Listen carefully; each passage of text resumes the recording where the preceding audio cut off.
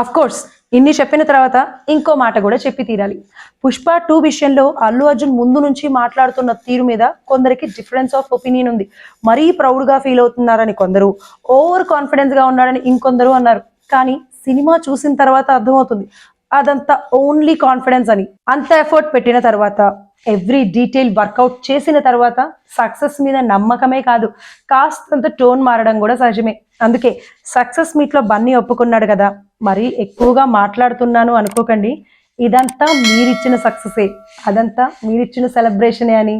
మీ అందరు గర్వించే స్థాయికి కొంచెం చేరుకుంటున్నామని కోరుకుంటున్నాను. Thank you very much. It's to make you all proud that I have done this attempt. ఆ ఒక్క మాటతో అందరూ సాటిస్ఫై అయ్యేలా చేసేశాడు. అవును, ఇంతకీ మీరేమంటారు? బన్నీలా ఎనర్జెటిక్ పర్ఫార్మెన్స్ ఇచ్చేవాడు ఇంకెవరున్నారు? ఓ తెలుగు భాషలోనే కాదు, ఇంకా ఏ భాషలో అయినా ఉన్నారా? మీరే చెప్పండి. మీ అభిప్రాయాన్ని కామెంట్స్ లో తెలియచేయండి.